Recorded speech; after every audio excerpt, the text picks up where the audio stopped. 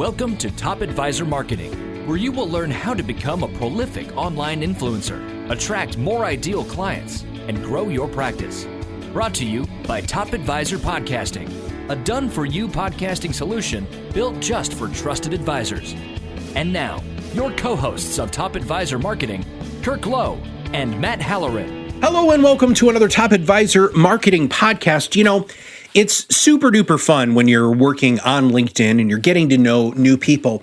And Kirk Lowe, who all of you know is not only the co-host of this, but my business partner, always meets the most interesting people. And we have one of them today. Bobby Henebry is our guest. Now, I'm not even going to talk to you about who he is from a kind of a resume standpoint, because that's the fun part about Bobby.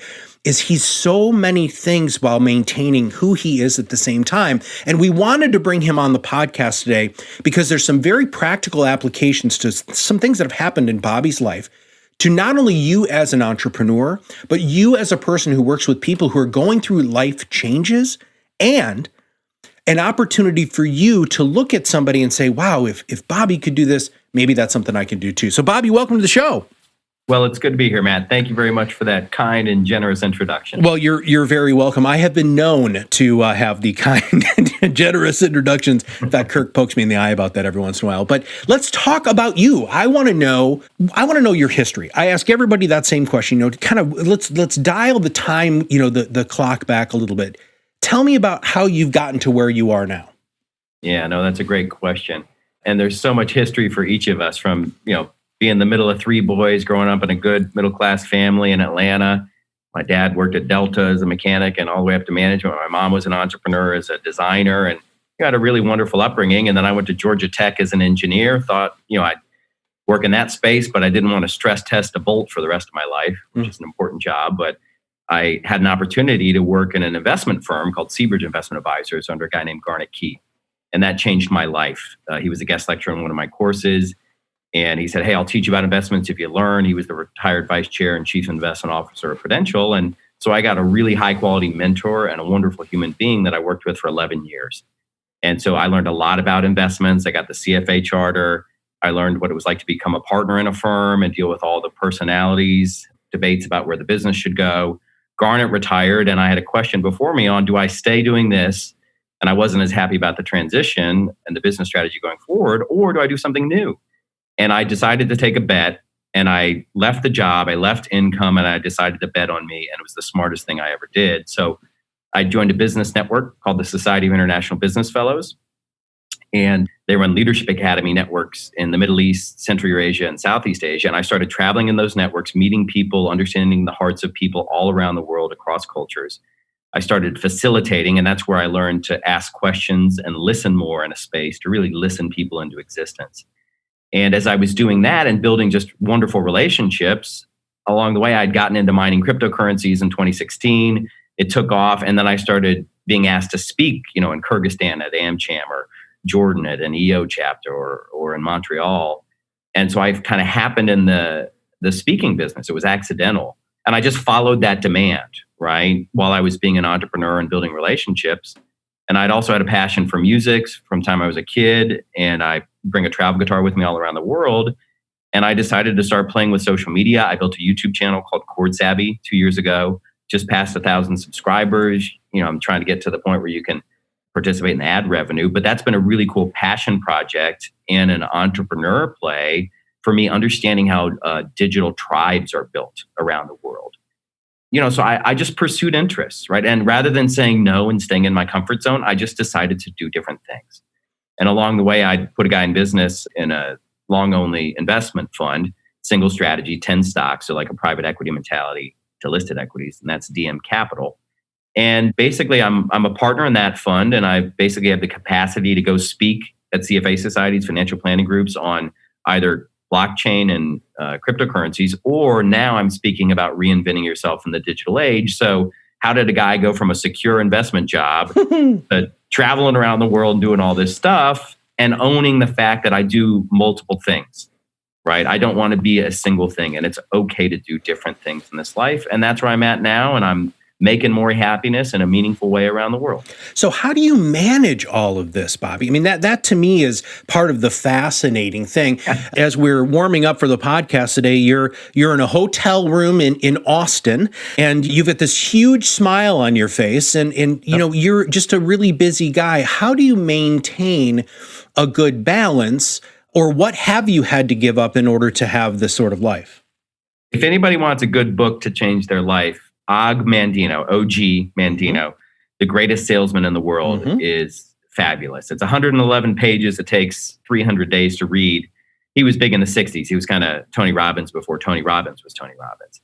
And I read that book, and there was one week where I watched Jaws 2 twice. And I said, what am I doing with my life? And this book has these lessons, these scrolls you read to really reinvent yourself and build new habits.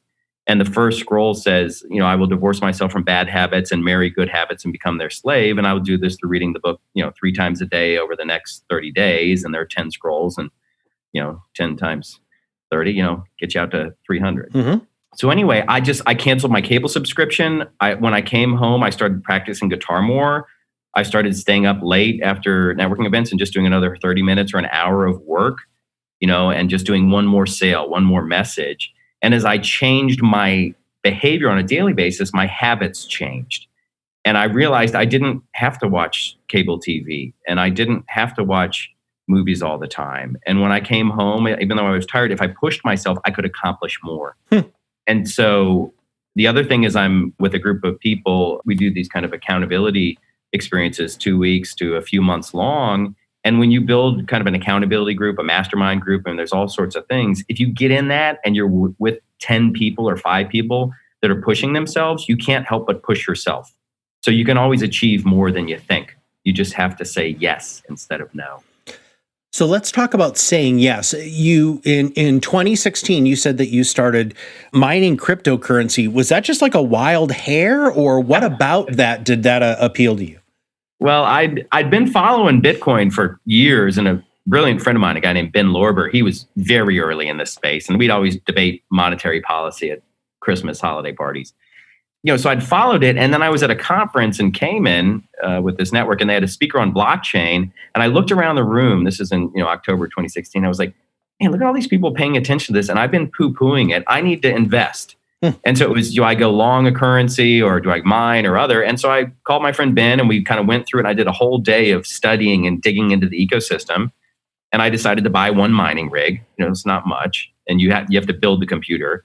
And then, I did it. And then it was mining Ethereum, which is the second largest cryptocurrency. And it took off. And then I built a few more rigs out. And then I had a little mining operation, and people just started inviting me into those conversations as I traveled around the world. So I just, in a way, it was a wild hair, but it had been incubating for a while. And I just finally said, I want to invest in this, and I'm going to control my risk through position size by just buying one mining rig. And, then I just started being invited, and I did a little advisory work for some startups. And then I started speaking and being hired as a speaker. And so then I accidentally fell into the speaking business, and so I just started saying yes. I just started following opportunities. And it's amazing that we limit ourselves way too much. We have so much more potential in our lives than we give ourselves credit. Yeah, I believe that wholeheartedly, and have tried to live my life at least somewhat accordingly. Now, the interestingest, which I don't think is a real word, but I make those up on the podcast sometimes. The most interesting thing that I like about this is, as we were warming up again and just kind of getting to know each other, financial services professionals deal with people trying to figure out even how to begin to reinvent themselves when they're going into retirement. And we know that if you can position yourself as a person who can have these real conversations and help people facilitate this level of change in a person's life, then you're going to be probably the most referable person in the world. And you just kind of glossed over some of the finer points. I mean, Og Mandino, by the way, one of the greatest, most influential books I've ever written or read, outside of Think and Grow Rich by Napoleon Hill. I think both of those are foundational books for any sort of success. And then Absolute Power by Tony Robbins. Those are like really high on my list. But how, if you were going to give somebody advice, so our listeners are generally financial advisors, you've lived in our world, how do you help them understand how to begin a conversation to not just maybe reinvent themselves, but help their clients reinvent? Yeah, that's a really good question. It really comes down, it depends on if you're like a financial planning firm or a stock picking firm. Culturally, they're different, right? And stock pickers generally want to focus on stocks and investments, and then financial planners generally focus on the relationships as the lead. Well, sure. Investing is, to some extent, commoditized, right? It's really hard to invest unless you got a really unique value proposition. And so first off, you just have to be comfortable going out for drinks or dinner and being with your clients and not talking about business, but just asking them about what their passion is at. Understand where their heart is at, what they want to do with their life, right? And if you really are comfortable building a relationship, an authentic relationship, it opens up all sorts of possibilities with them. And that gets more into the behavioral finance, right? Because I still don't know why people choose to put money with me, or in some moments I know why they take it away if you're lagging or a lack of service or who knows what. But you really have to build that relationship, because that's, in a way, it's a monopoly, right? Because nobody can recreate the unique experience you have with those people. And as you build a relationship and you show up in an authentic way yourself, not just your role, but who you are in your heart and what your personal interests are and other things, it lets the client be more comfortable opening up with you about whatever their needs are. And that helps you to design solutions for them that matter. It also helps you see opportunities where your product offering is limited. And if you're not broadening your service offering, and if you're not experimenting and playing, I think you're accelerating your irrelevance going forward, because it's such a competitive world, especially with digital connectivity and social media and other ways of people servicing clients and relationships. Yeah, decommoditizing the relationship. We just had a guy named Mitch Anthony on, and he's got a coaching program, the gentleman named Steve Sandusky. It's called Return on Life. And they're actively working to help financial planners find ways to decommoditize and truly have the conversation be about life, not just investments, because there's very little that we can do to control the markets. You might have that power now where you are in your life to control the S&P, but we haven't personally quite figured that out. Now, Let's talk about some life lessons here. And that was great advice. Thank you very much. Not talking about the markets or business or anything, and just really, truly being curious and wanting to know the answers to what are your passions and please tell me about yourself really just changes not just your life, but also your business and your conversations with people. But let's talk about the fun people that you've had a chance to meet all over the world. You're traveling freaking everywhere. What are some of the things that you have learned from some of these people that you would love to be able to just kind of pass on as words of wisdom to our audience? Yeah, I've been to 56 countries now. I just went to Sri Lanka last week for the first time with a leadership group I'm involved with and spoke there. And I've been to almost 30 countries roughly in the last 2 years. And so I really accelerated into the global stage. And what I've learned is people are totally different than the headlines you see. And if you really want to see the heart of the people, go talk to them. But if you hear a tweet or some headline about some country, that becomes the narrative of the country, which is not true. When you meet a person, if I meet Zainab in Dubai or Mu'taz in Jordan and I have a meal with them and I see their country with them, it's different. The country becomes that person, okay? And so I think it's how do you get out of the headlines and knowing what you think you know and really go out and just talk to people. And when you meet anyone from another culture, don't lead with your stereotypes. Just ask them about their culture. Ask them about where they're from. Ask them about what their favorite thing to do at home is. Ask them about what they enjoy most and what their important holidays are. Ask them how to say hello. In Arabic, ahlan wa sahlan, that's like welcome. Like if you meet an Arab person and you invite them over and you say that, like it just totally changes the conversation, right? And, so if you do some of those little things, it really bridges the gaps because all of us are diplomats in a way, right? We have the ability to either create barriers between people and cultures or we have an opportunity to build bridges. That was wonderful. You're welcome. Yeah, I like that, dude. Yeah, that was cool. I think a lot of times we get so stuck in our own heads and with our own presuppositions, ideas, preconceptions that we truly aren't able to see the world the way that it actually is. We see it the way that we think it is. And by going in once again with that kind of open mind and open heart really does make a big difference. Now we're going to switch a hard gear here. All right. Sure. So we're going to leave the philosophical and we're going to go to the practical, because there's a lot of people who listen to our podcast who truly want to have some YouTube success. Now, you've created this Chord Savvy YouTube channel, right? Yeah. So you're passionate about music. We have a lot of advisors who are very passionate about something, and sometimes it's financial services. Where did you even begin? I mean, how did you get to 1,000? What are you doing to get people's eyeballs on your channel? Yeah, that's a great question. You know, I there was a need I was solving. So, I mean, you got to have something that's useful. And then you have to really create content on a consistent basis. You got to play a long game. That's another thing. And you got to prototype. Don't worry about it being perfect. And once you prototype, you know, you'll get feedback. Some people are polite. Some people are downright angry at you on the free content that you're providing to solve their needs. And you just have to also deal with those emotions and just push that aside, right? Don't let the negativity go to your heart, and don't let the praise go to your head too much, effectively. And so specifically, the niche I was trying to solve was, you know, most guitar tutorials for cover songs are like 10, 15 minutes. And I'm an advanced guitarist. I've been playing 20 years. I know how to play chords. And so I wanted to do quick songs. So the first batch was, 20 video tutorials, less than 3 minutes. And I put, chord graphics, chord shapes, and other things on it. And so I wanted people that were in a rush that knew how to play music to learn.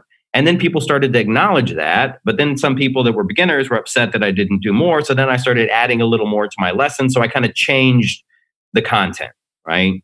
I learned how to use a ring light so that, I lit up more, it looked more professional. I used a professional microphone, and I just learned how to make it look more professional. I also hired 99 Designs, which is a fabulous crowdsourced design platform. You can put up a prize, $300 to $1,200, and get designers from all around the planet to design your logo. And I love my Chord Savvy logo. Like, it's awesome. And I feel good about the brand. I got a stack of t-shirts here with the logo on it. And whenever I go speak at events and people ask questions, I throw out t-shirts. I don't care if it's investments or not. People love swag, right? Free stuff is important. And so I just learned to be the chief promotional officer for my brand too, in person. And then after I would speak at events, I would see how many subscribers I got. And so I kind of was like playing around with what message worked, what countries did it work in or not, or what markets did it work in or not. And over 2 years, I made 50 videos, 50 videos. And, I organically just slowly grew. And one of my videos took off and, 60,000 views right now. And I've diversified the channel. I'm now interviewing singer-songwriters. And I was like, well, why don't I teach people about the craft of songwriting? So they play an original song and then I interview them like you're interviewing me, but specifically about the craft of songwriting and performing. And next step is beginner tutorials. So I'm building a full music ecosystem. Mm-hmm. So I started with one need I was trying to solve for. And then once the platform was built, it was easy to bolt on other deliverables. If you're a financial planner or an asset manager, a lot of the advice online right now, it's like a 20-year-old or a 25-year-old kid who has no credentialing, right? He's got 1 million followers and he's given good advice, but because so many people are so conservative and the chief operational officers, well, we can't put stuff out because we're going to get sued. You're not going to get sued if you're responsible, right?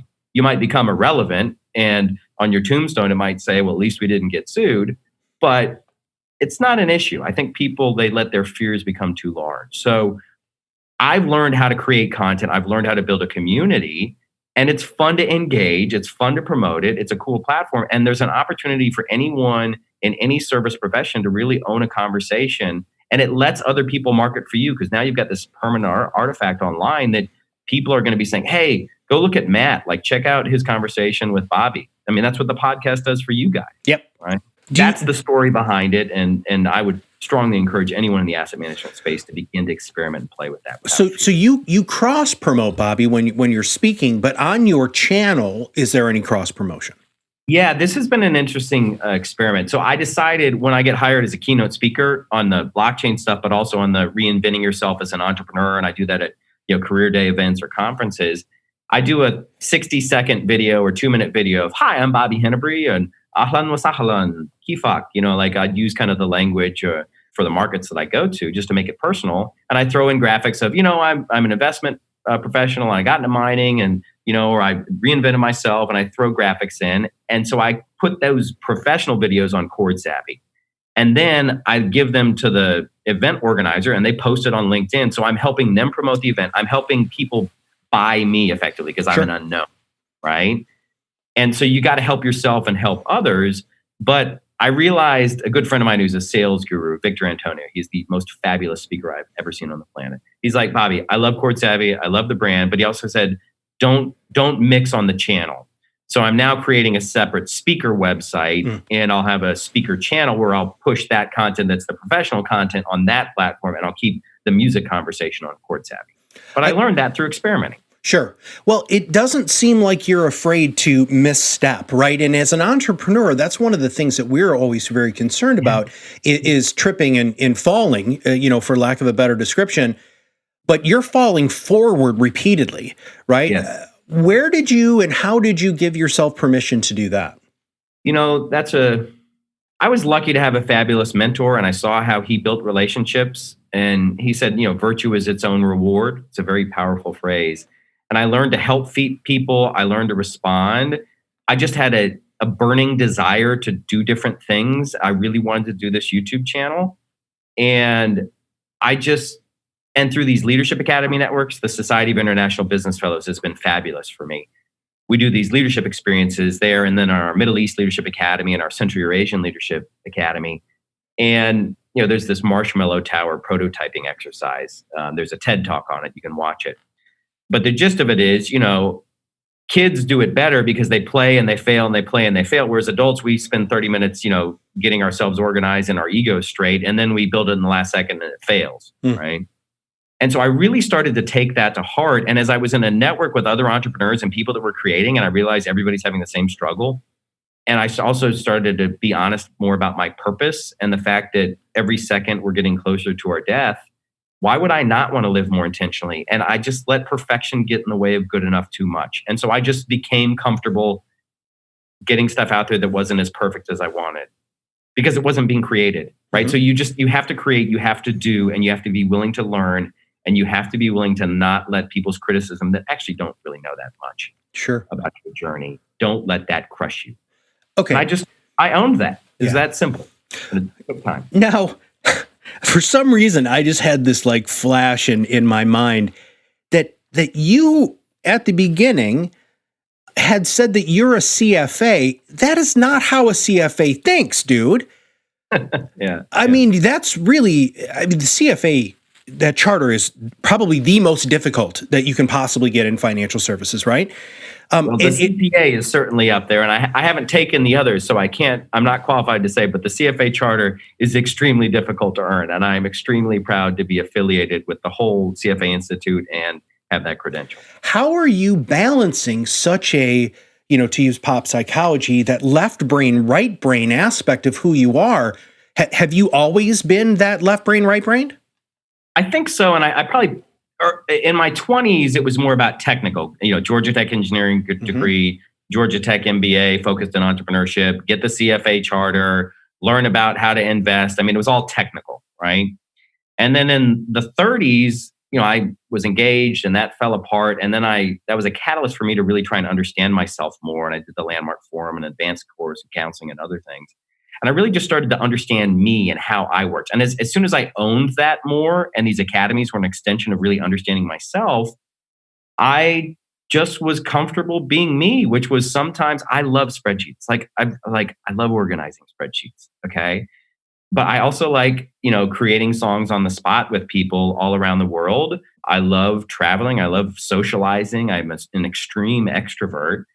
And other times I just like I love editing video. So I don't know, those exist in me. Okay. And I'm comfortable in all of them. And then rather than narrowing myself down to one thing, I just said, let me be me. Okay. And that's what I did. That's awesome.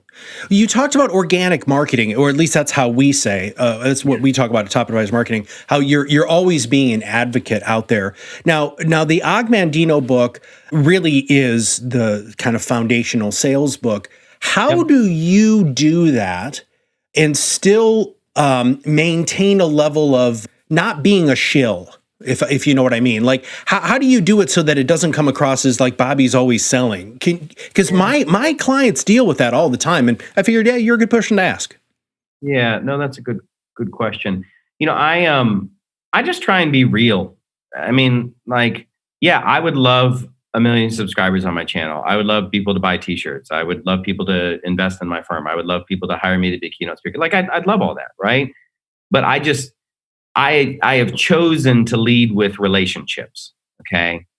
And if I build relationships in a meaningful way with people, the rest of the stuff will follow. That's just a belief system I have. Now, it takes longer, but I think it's a more meaningful way to live a life. And then once you're kind of comfortable with that, then it comes up organically and people are like, oh, well, tell me about your channel. And then I talk about it, right? Or sometimes I just get up in front of an audience. I'm like, I've got this YouTube channel, like, share, and subscribe, and wink, and I laugh. Like I'm just owning it in a playful way, right? I'm not trying to be like, yes, I have this channel and it's the best. Like people know when you're being inauthentic, okay? And so I just be me and that enroll. And the more you are you, what I'm saying, it doesn't matter my life. What matters is you who is listening to this, okay? What is the thing that you're holding yourself back on, right? And I know you're doing because you want to look good or you're afraid people will say no. Just practice, just play with being you. And sometimes it'll feel uncomfortable and sometimes it'll be liberating. And sometimes a week or a month or a year down the road, somebody will come back and say, man, I really loved what you said and you should meet this person, right? So the world doesn't know how to respond to you and help you if you don't tell it what you need. And that's the law of attraction, effectively. Mm-hmm.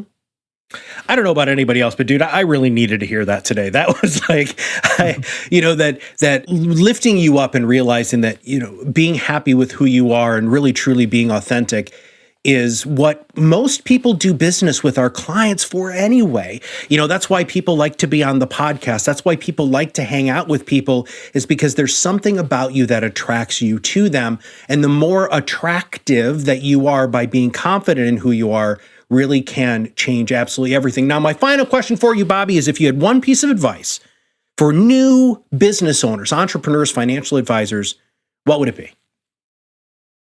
Quite simply, it is don't let perfection get in the way of good enough, like I said earlier, okay? Just play. Don't leave it up on the board. Like, go out, put it in the world, get people to give you feedback, post videos online, share your message, and just, because the more you experiment, the more you prototype, the more you play. If you fail, that's a narrative in your mind, right? That's a learning opportunity, okay? So if you let perfection get in the way good enough, then you're never going to do some things, right? And other people are out there doing it way faster than you, and they are learning faster than you because they're just playing, okay? And if you can stay in that mindset, you're going to be less hard on yourself. You're not going to beat yourself up as much in those private moments, okay? So just be you. Own it, be awesome, life is short, and live a meaningful life doing what you want. Well, thank you, Bobby. We're going to make sure that we have links to all of the things that you're doing. Now, I don't know if we can fit them all in the show notes, but we're sure as heck going to try. And please make sure everybody needs to connect with Bobby on LinkedIn. He's got a great LinkedIn profile. Follow him on social media. Go ahead and check out that YouTube channel because there's lots and lots of fun stuff to be able to learn here, to experience, and to absorb from a person who's living a life that you truly might want to live. So, Bobby, thanks for being on the show.